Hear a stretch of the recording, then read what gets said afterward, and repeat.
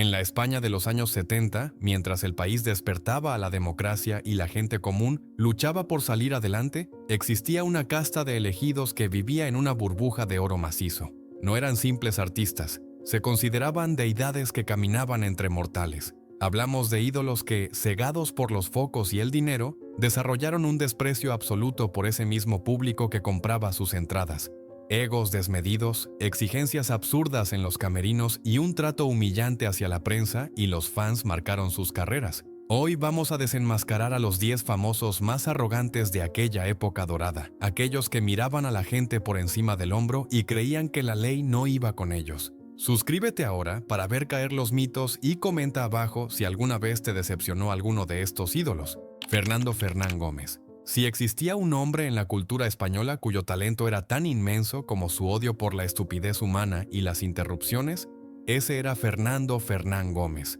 Durante la década de los 70, ya consagrado como uno de los grandes genios del cine y el teatro, su figura inspiraba tanto respeto como terror. No era el típico divo que exigía lujos, su arrogancia era intelectual.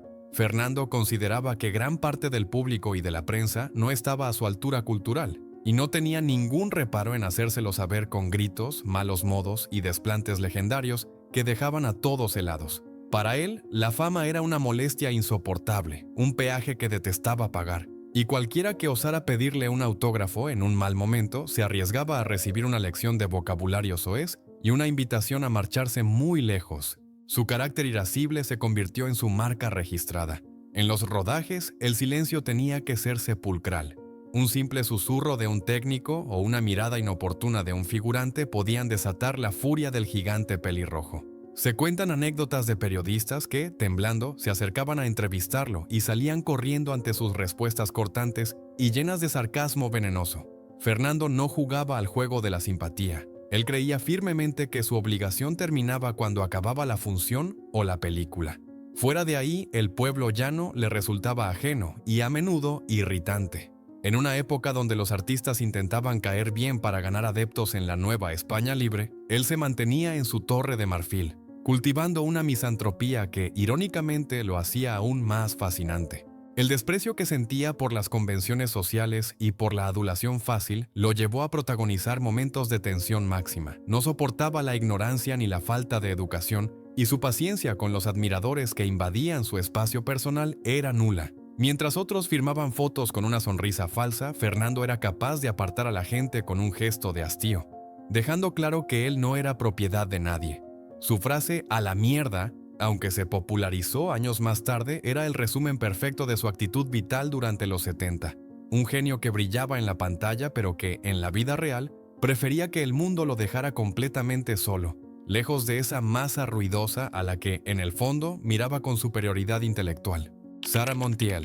Si Fernando era la arrogancia intelectual, Sara Montiel era la definición viviente del divismo estético y la desconexión total con la realidad. En los años 70, Saritísima ya no era solo una actriz, era un mito viviente, la primera española que había conquistado Hollywood y se comportaba como tal las 24 horas del día. Su regreso a España no fue para mezclarse con el pueblo, sino para reinar desde las alturas. En una década donde el cine español se volvía crudo y realista, ella se negó a bajar de su pedestal. Exigía ser iluminada de una manera específica, usando medias de seda sobre los objetivos de las cámaras para difuminar cualquier imperfección, creando una imagen etérea que nada tenía que ver con las mujeres reales de la época. Para Sara, el paso del tiempo era un insulto que no estaba dispuesta a tolerar, y su obsesión por su propia imagen rozaba lo patológico. Su trato con el personal y con la prensa era el de una aristócrata de otra época atrapada en un mundo moderno que le desagradaba. Se cuenta que en las entrevistas imponía condiciones leoninas: prohibido preguntar sobre su edad, prohibido sacarla de su perfil malo y prohibido tratarla de tú. Mientras otras actrices del destape se desnudaban y conectaban con la liberación de la mujer española, Sara las miraba con desdén, considerando que eso era vulgar y de clase baja. Ella vivía rodeada de un séquito de aduladores cuya única función era reafirmar su grandeza y protegerla de cualquier contacto con la vulgaridad de la vida cotidiana. Sus joyas, sus puros y sus mansiones eran una barrera infranqueable entre ella y el público que la había encumbrado. La humildad era una palabra que no existía en su diccionario. En los eventos sociales de la jet set marbellí o madrileña, Sara llegaba tarde sistemáticamente, esperando que todos se levantaran a su paso. Si alguien no le rendía la pleitesía adecuada, era borrado de su lista de existencias. Su negativa a aceptar papeles de mujer madura o abuela en el cine de los 70 demostraba su incapacidad para aceptar la realidad humana. Ella quería ser eternamente la joven seductora, y cualquiera que intentara decirle lo contrario se enfrentaba a la ira de una diva que creía, sinceramente, que estaba hecha de una materia diferente al resto de los mortales. Su amor no era para el pueblo, sino para el espejo. Salvador Dalí. Si la arrogancia tuviera un rostro humano, llevaría un bigote encerado y miraría al mundo con unos ojos desorbitados que parecían ver más allá de la realidad mediocre. Salvador Dalí, en la década de los 70, ya no era solo un pintor surrealista, se había convertido en un monstruo mediático devorado por su propio personaje, un ser que despreciaba profundamente la normalidad y a la gente común, a quienes consideraba simples carteras con patas destinadas a financiar sus caprichos. Su apodo, A Vida Dollars, anagrama de su nombre creado por André Breton, nunca fue tan acertado como en esos años. Dalí no ocultaba su amor desmedido por el dinero. Al contrario, se jactaba de ello en la televisión pública, riéndose en la cara de una España que trabajaba de sol a sol. Para él, el público no merecía respeto, sino que era una masa maleable a la que se podía vender cualquier cosa, incluso humo, siempre que llevara su firma estampada. Su residencia en Portligat funcionaba como una corte real absolutista donde él era el rey sol y el resto, simples bufones. Para acceder a su círculo íntimo, las personas debían someterse a pruebas humillantes y caprichos estéticos que rozaban lo grotesco.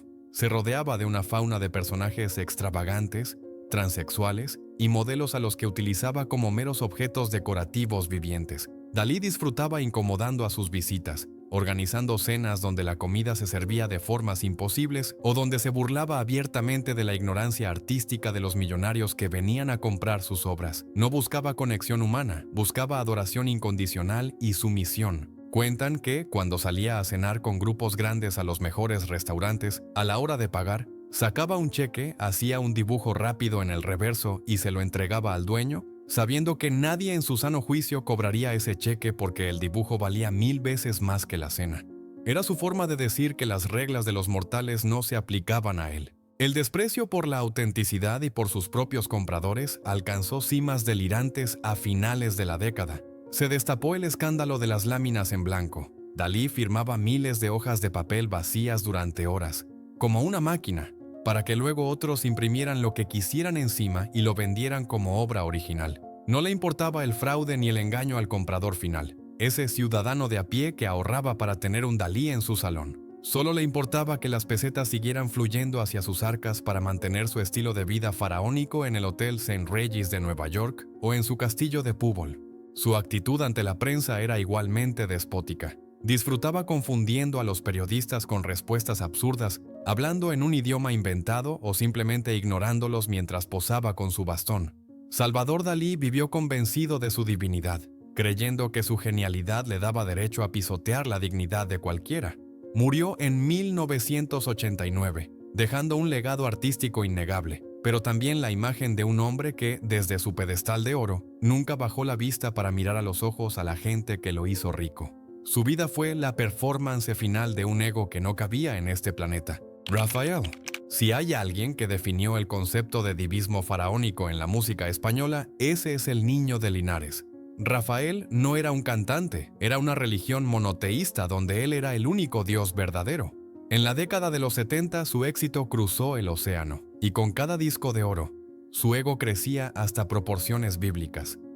No hablaba de sí mismo como una persona normal. A menudo se refería a Rafael en tercera persona, como si fuera una entidad superior separada del resto de los humanos que habitaban la Tierra. Esta desconexión con la realidad lo llevó a creer que el público no iba a sus conciertos simplemente para divertirse, sino para rendirle pleitesía en una ceremonia sagrada, donde él oficiaba de sumo sacerdote. Su comportamiento en los escenarios era el de un dictador de la emoción. Mientras otros artistas agradecían los aplausos con humildad, Rafael los exigía como un tributo obligatorio.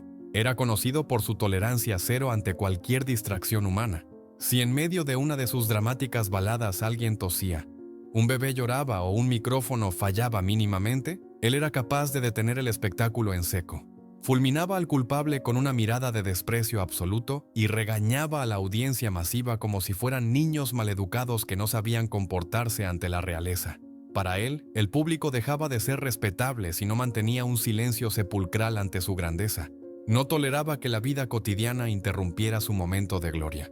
Fuera de las tablas, la situación no mejoraba. Las entrevistas con Rafael eran monólogos teatrales donde la modestia brillaba por su ausencia. Se veía a sí mismo por encima del bien y del mal, ajeno a las modas y a los compañeros de profesión, a quienes a menudo miraba desde una cima inalcanzable. No se mezclaba con la gente común en los bares o en las calles. Vivía blindado por un círculo de seguridad y asistentes que filtraban el mundo real para que no manchara su traje negro impoluto.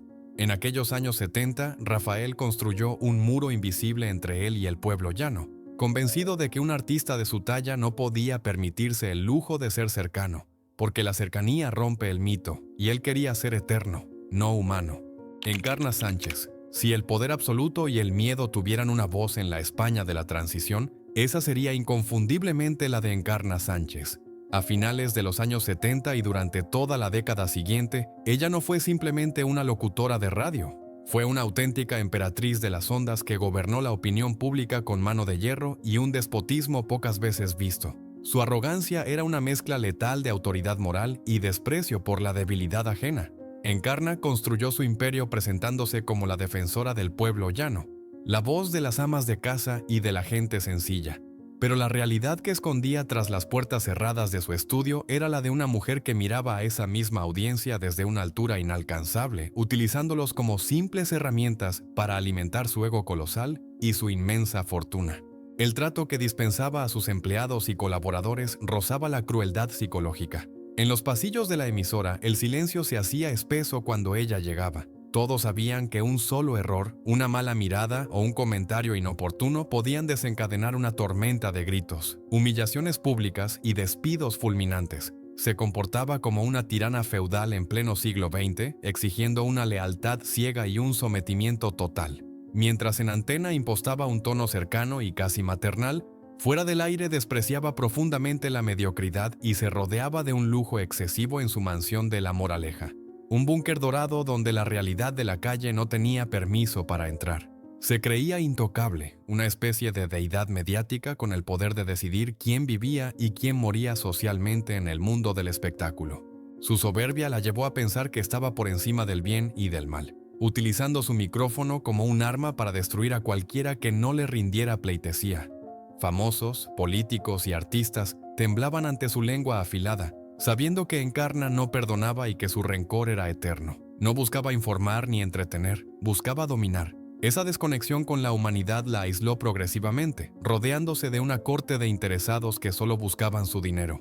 Al final, la mujer que decía hablar por el pueblo terminó sus días sola, devorada por su propia desconfianza y amargura, dejando el recuerdo de una estrella que brilló con fuerza pero que nunca tuvo el coraje de bajar de su pedestal para mirar a los ojos a la gente que la hizo grande.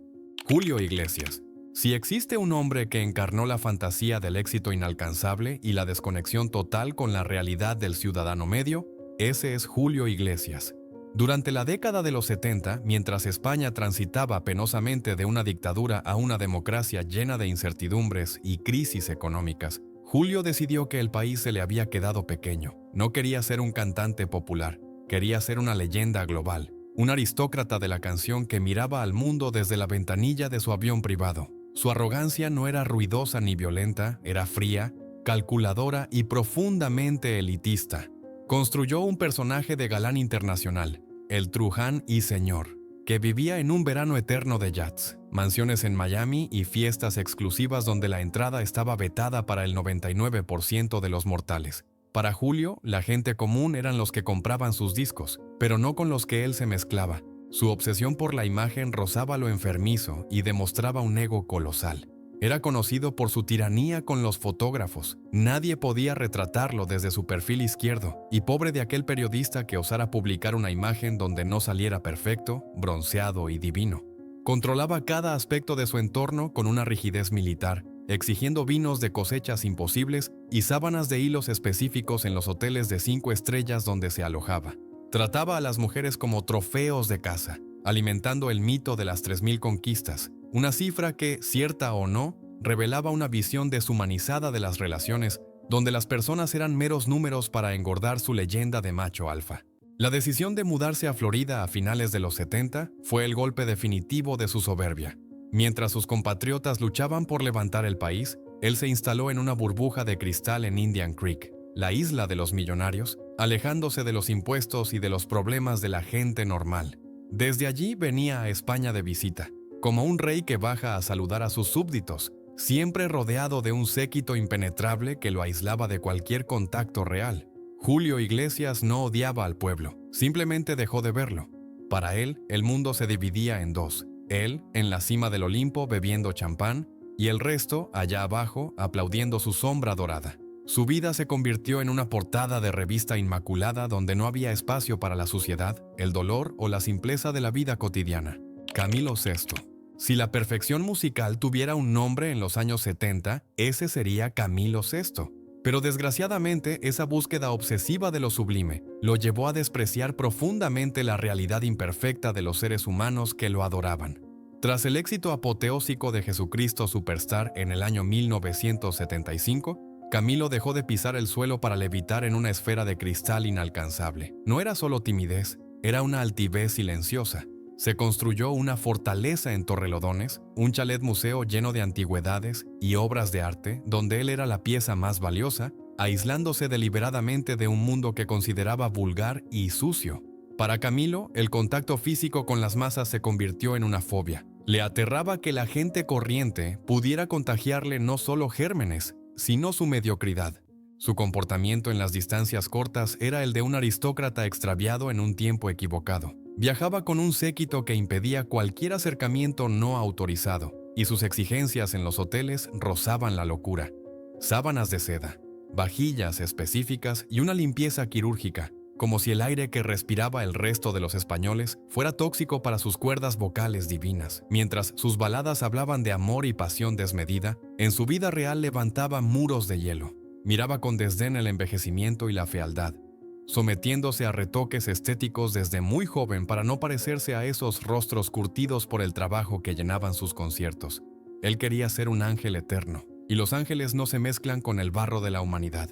Esa desconexión se hizo patente en su trato con la prensa, a la que castigaba con silencios largos o respuestas crípticas, sintiendo que nadie tenía el nivel intelectual o espiritual para comprender su arte. No vivía en España, vivía en Camilolandia, un universo paralelo donde solo existía su voz y su espejo. A medida que avanzaba la década y llegaban los 80, su reclusión se volvió legendaria.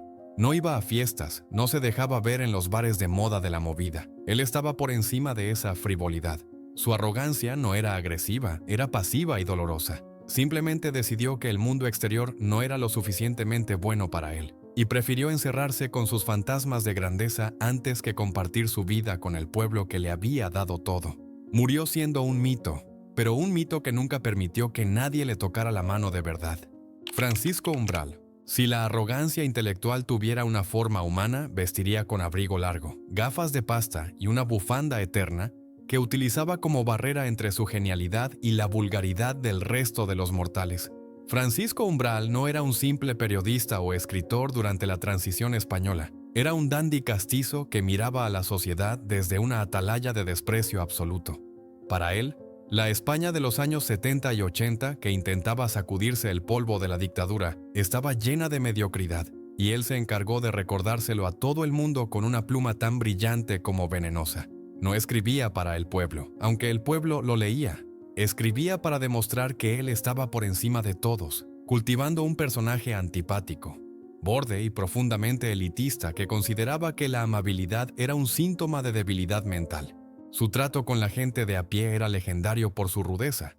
Umbral no soportaba las interrupciones de los admiradores, a los que a menudo despachaba con frases cortantes o ignoraba deliberadamente, como si fueran moscas molestas zumbando alrededor de un león. En las tertulias literarias y en las noches del Café Gijón, se comportaba como un emperador de las letras, rodeado de acólitos, pero manteniendo siempre una distancia higiénica. Detestaba lo que él llamaba el paletismo español, esa falta de refinamiento que veía en todas partes, desde los políticos hasta los camareros. Su misantropía no era un secreto, era su marca personal. Se jactaba de no tener paciencia para las tonterías de la vida cotidiana y de vivir consagrado únicamente a su yo literario, una entidad que él consideraba sagrada e intocable. Esa soberbia alcanzó cotas máximas en su relación con la prensa y la televisión. Mientras otros mataban por un minuto de gloria, Umbral acudía a los platós con aire de hastío, dejando claro que estaba haciéndole un favor al programa y a la audiencia con su mera presencia. Sus enfados monumentales cuando sentía que no se le estaba dando la importancia debida a su obra son parte de la historia negra de la televisión. No toleraba que el foco se desviara de su persona ni un milímetro. Francisco Umbral vivió convencido de que estaba rodeado de ignorantes que no merecían su tiempo y murió sin bajar jamás la guardia, encerrado en su torre de marfil, escribiendo obras maestras con una mano y apartando a la humanidad con la otra. Fue el gran snob de las letras españolas, el hombre que amaba las palabras pero odiaba a la gente que las usaba. Luis Miguel Dominguín. Si el machismo y la altivez de la vieja guardia española tuvieran un rostro tallado en piedra, ese sería el de Luis Miguel Dominguín. En la década de los 70, aunque ya estaba retirado de los ruedos, su figura seguía proyectando una sombra alargada de superioridad sobre la vida social del país. No era un simple torero, se consideraba un dios pagano que había bajado a la tierra para dominar a las bestias y a los hombres por igual. Su ego era tan colosal que en una ocasión, tras una faena memorable, se autoproclamó el número 1, levantando el dedo índice al cielo, un gesto que definía perfectamente su filosofía vital. Él estaba arriba y el resto de la humanidad estaba abajo, aplaudiendo. Su desprecio por el pueblo llano no era ruidoso, sino estructural. Se comportaba como un señor feudal dueño de vidas y haciendas, mirando a la gente trabajadora como si fueran parte del decorado de su propia leyenda. Su trato con las mujeres y con la prensa en aquellos años de destape y cambio social fue el de un hombre que se negaba a aceptar que el mundo estaba cambiando. Acostumbrado a seducir a estrellas de Hollywood como Ava Gardner, miraba a las mujeres españolas de la época con una condescendencia insultante, tratándolas como trofeos de caza que debían sentirse agradecidas por su atención. En las entrevistas, Dominguín no conversaba, dictaba sentencia. Sus respuestas eran secas, cargadas de una ironía hiriente que buscaba dejar en ridículo al periodista de turno, demostrando que nadie tenía la altura intelectual o vital para cuestionarlo. Vivía en una burbuja de privilegios, rodeado de terratenientes y figuras del régimen anterior, blindado ante la realidad de una España que luchaba por la igualdad y que a él le parecía vulgar y ruidosa. La humildad era un concepto que le provocaba alergia.